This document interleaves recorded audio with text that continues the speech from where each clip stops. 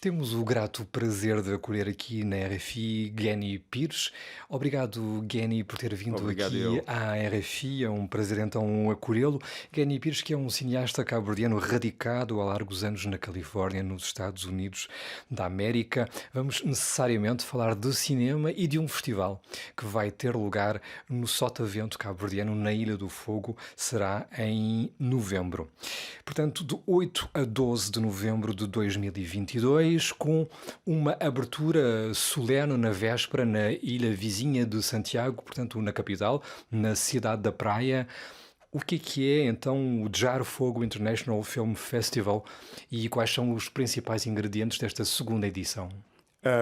Muito obrigado pelo convite. O Fogo International Film Festival é um projeto criado pela Cham Film e seus associados. É um projeto que visa promover o cinema africano e promover a lusofonia no sentido de que temos um destaque particular para os cineastas que fazem cinema na CPLP.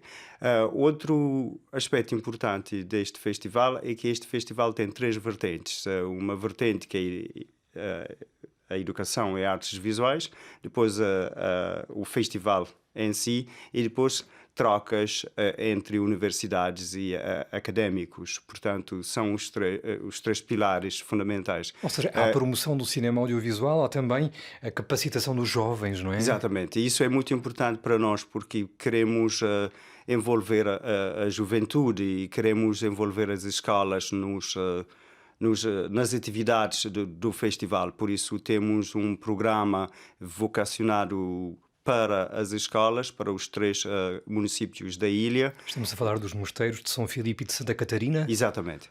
E em relação ainda ao festival, podemos dizer que este festival é um festival que vai no segundo ano, mas que já no ano passado já tinha marcado uma presença muito forte na Ilha do Fogo, em Cabo Verde, sobretudo porque era a primeira vez que tínhamos oportunidade para trazer dezenas de cineastas de Foi precisamente em várias partes novembro, do mundo. depois de um grande adiamento, vários Exatamente. adiamentos por causa da pandemia, não é? Exatamente, sim.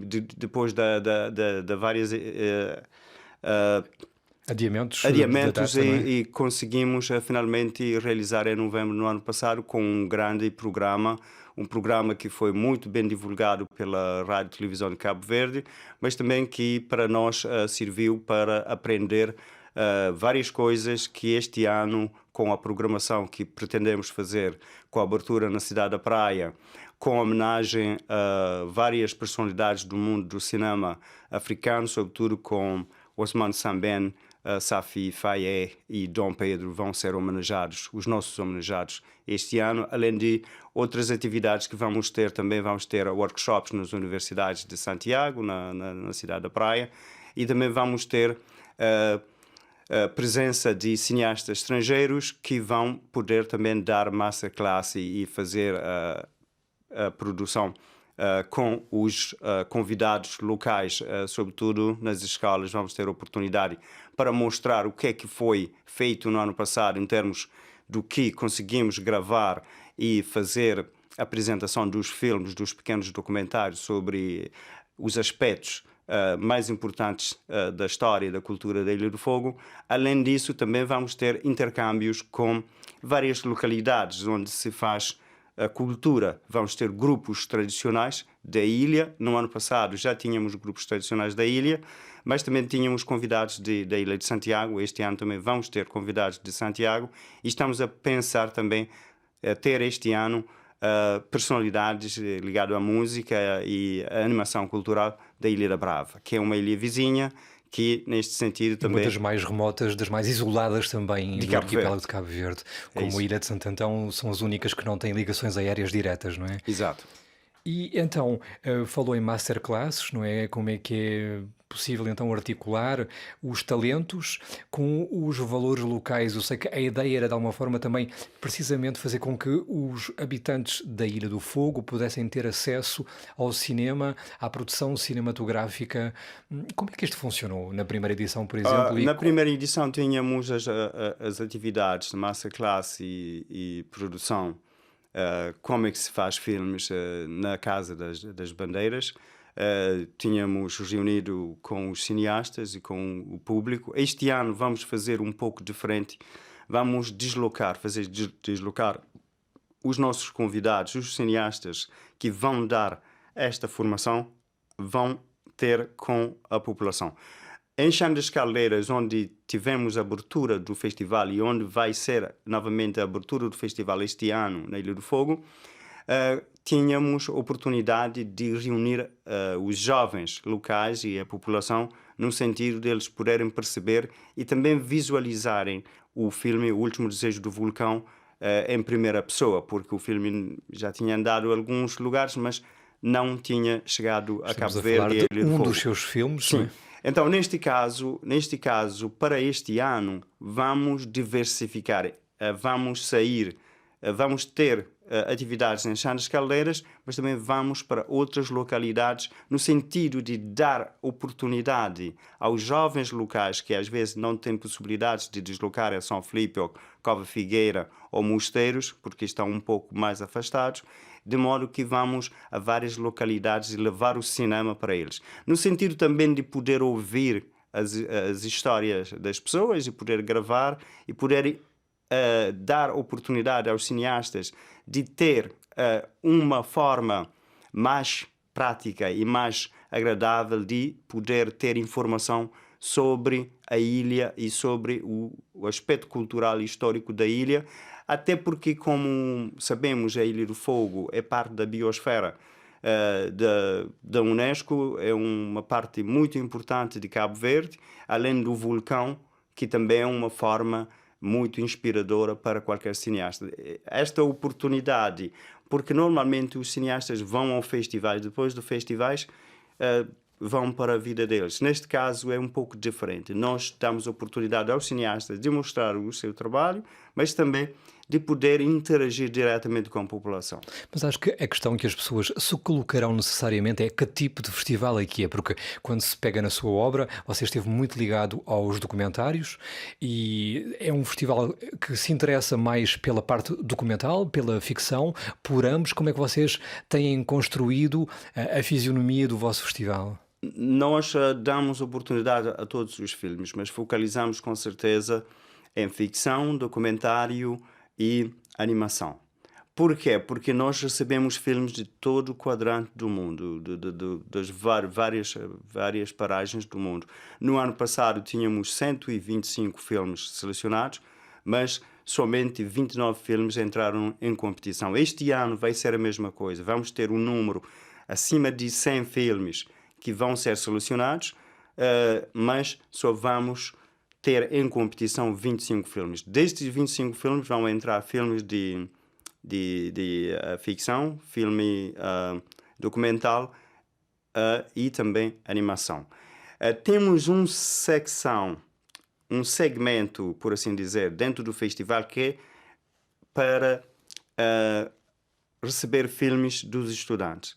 Mas este segmento vai também ter prémios. E, além disso, uma coisa que é importante perceber neste Film Festival é que este Film Festival tem uma vertente muito importante que é dar voz aos cineastas do sexo feminino, porque normalmente participam em vários filmes, mas têm pouca oportunidade para ser diretor de um projeto, de um filme. Então, neste sentido, damos também um grande destaque aos cineastas do sexo feminino. Já se falou da lusofonia, da CPLP, a Comunidade dos Países da Língua Portuguesa, mas vocês também se interessam particularmente pela região das Caraíbas e da África Ocidental, não é? Com certeza, porque este festival é um festival de África, da região ocidental, mas também é um festival que está muito ligado à diáspora. Portanto, nós estamos preocupados com a África no geral, mas também estamos preocupados com a região da Caribe, porque tem também um cinema similar à nossa região e tem uma história comum da escravatura, etc. E depois tudo isso achamos que é muito importante também dar oportunidade aos cineastas daquela região poderem também participar conosco. Além de termos também outros filmes, temos muitos filmes, por exemplo, da Ásia, e sobretudo a Índia, e temos também filmes de Turquia, do Irão, etc. Temos várias solicitações. Este ano, até um momento, temos 450 filmes inscritos, mas vai ter muito mais, perto de 1000 filmes, possivelmente, vão ser submetidos. É claro que não é possível mostrar tudo, mas vamos fazer. Eu não sou parte da seleção dos filmes, mas o júri internacional, que é encabeçado pelo Chiquet, que é um diretor do África, da Silicon Valley Africa Film Festival em Califórnia, e já estão a preparar o trabalho da seleção, de modo que na primeira semana de setembro já teremos uma programação em termos de números de filmes e dos países, etc. E na segunda semana de outubro os cineastas serão avisados se são selecionados ou não. Porque grande parte dos organizadores estão simultaneamente entre Cabo Verde e precisamente o estado norte-americano da Califórnia, não é? Exatamente. Eu queria que voltássemos um bocadinho aos cineastas que vão ser homenageados. Citou alguns deles, não vamos poder, se calhar, entrar no detalhe de todos eles. Citou, por exemplo, um que é lusófono, não é? E que está radicado aqui em Paris, que é Dom Pedro, que é angolano. Conte-nos lá, então, o porquê desta opção. Não, é que Dom Pedro, o trabalho de Dom Pedro é um trabalho já reconhecido por várias cadeias internacionais, vários canais e várias salas, etc. E Dom Pedro é um cineasta que tem trabalhado muito a questão da história de África e sobretudo de Angola. E por sugestão várias dos organizadores do festival, como temos este conceito de homenagear as pessoas em vida, então Dom Pedro é um dos escolhidos para 2022. Além de, no ano passado, já tínhamos homenageados cineastas, por exemplo, como Flora Gomes, da Guiné-Bissau, mas ainda temos uma lista grande que vão fazer parte dos próximos festivais, e inclusivamente deste festival. Por que Dom Pedro outra vez? Dom Pedro, por ser uma pessoa também que tem dedicado a vida inteira em fazer um cinema sério, um cinema que vai de encontro às necessidades da sociedade. É um cinema o cinema do Dom Pedro é um cinema focalizado nos valores culturais, nos valores da história. E este festival também tem este interesse em promover este tipo de trabalho. Por isso escolhemos Dom Pedro, assim como vamos ter também outras personalidades locais da Ilha do Fogo, que são os fazedores da cultura, e estamos a pensar em homenagear também a figura feminina de uma senhora que é muito conhecida na Ilha do Fogo, chama-se Dominguinha Truca, em crioulo.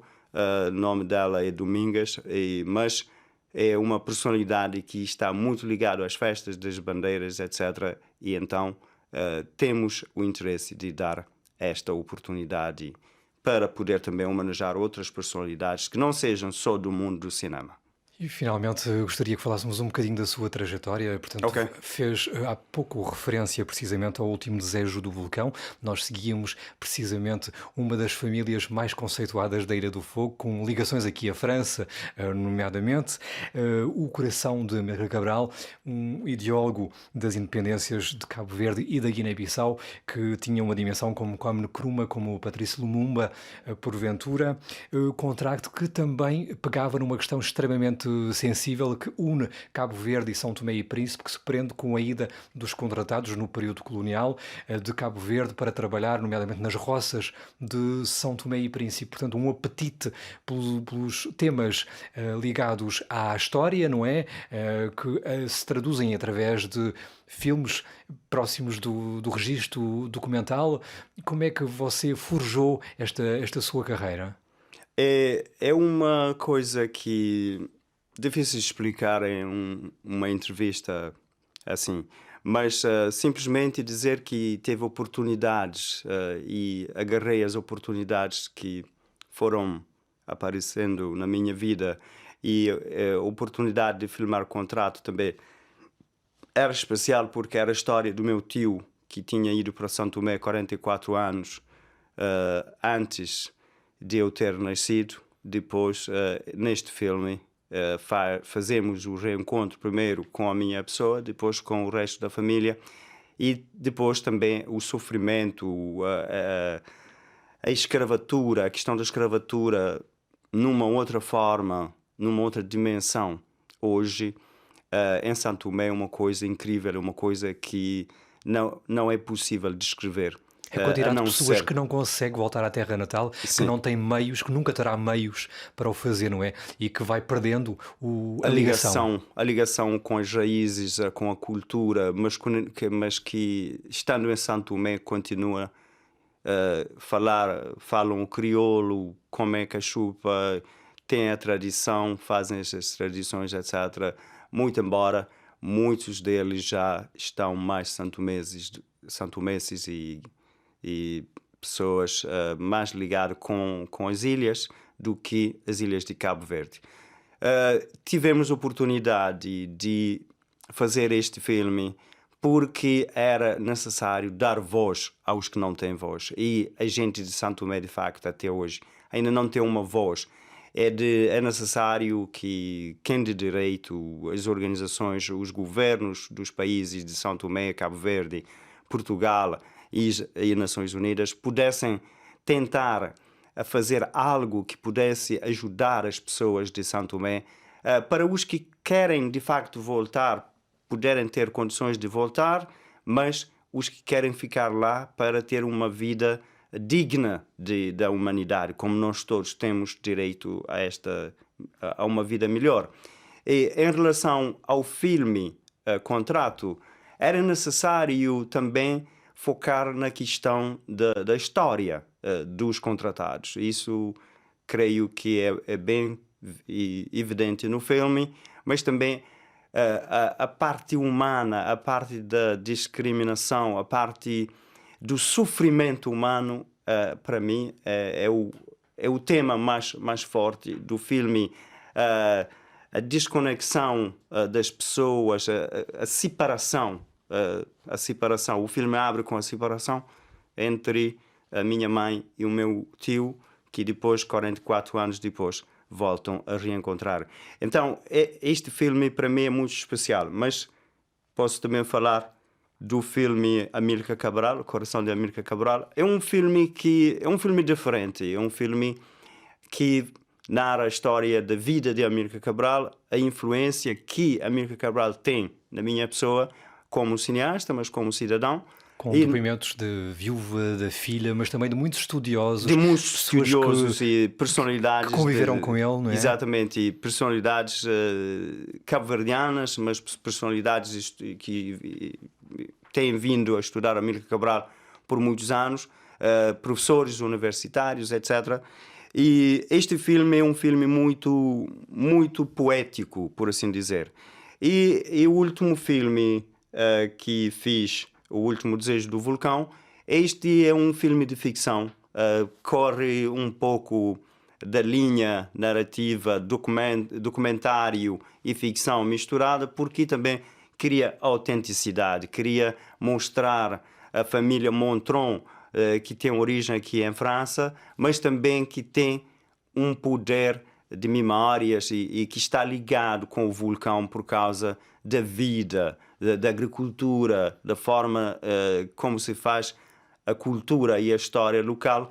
Neste filme tentamos em 25 minutos mostrar que é de facto muito importante o valor das memórias, o valor das pessoas e, sobretudo, é importante gravar o que temos. Então Michel, que é um jovem de 9 anos, e recebe uma câmera 8mm do avô, e a avó diz para ele para contar a história da aldeia e poder partilhar a história da aldeia com o mundo.